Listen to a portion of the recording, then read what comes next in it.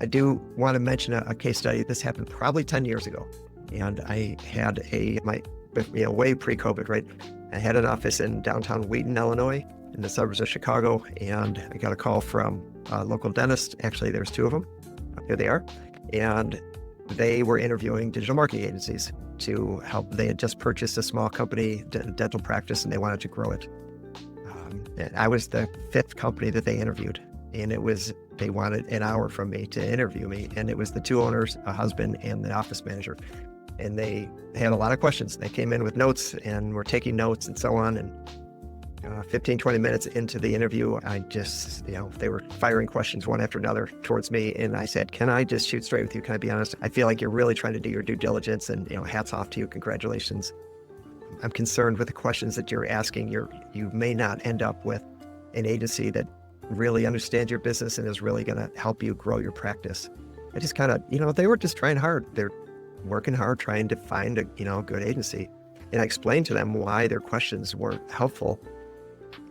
As an owner, you really have to pay attention to what you're spending versus how many patients are coming in and what revenue is coming in. And that's how you grow your business. You're looking ultimately to grow your profitability, not to, get a bunch of irrelevant metrics to justify some exchange of money. Like, you want patients that are going to pay you, right?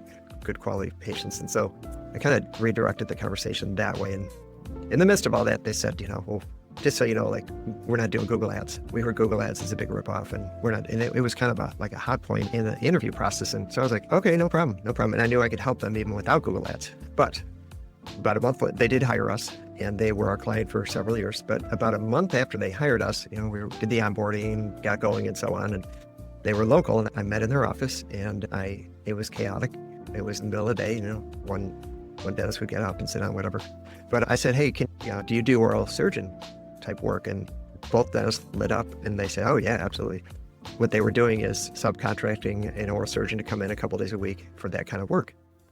And they said, gosh, just yesterday we finished a case out that brought $40,000 worth of revenue into our company. And I told them, I said, well, just so you know, now this is, again, 10 years ago, right? I said, just so you know, you can't be found for the phrase oral surgeon. Never mind dental implants.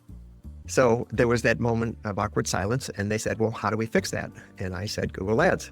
And they didn't, initially like that idea, because they told me a month ago they didn't want to do Google Ads. But I explained to them how local search engine optimization works, and the limitations, and how Google Ad works, and how you can control your budget and really get a good return on investment. So I proposed, I think it was $1,000 for the first month, and just try and see what happens. If it doesn't work, great. But if it does, you just told me you had one patient for $40,000 of revenue, and you can't be found from that keyword. So they said, sure, let's try it.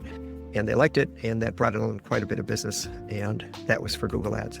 But nowadays, we have LSA on the top, and then Google Ads underneath. So now there's a couple different ways to show up. Now, yes, you are limited to LSA because you only have dental implants. But anyway, these folks went on, and this is their new building. They really grew their practice, and we worked ourselves out of a job. What they did is they, got a whole bunch of patients. They hired a bunch of dentists.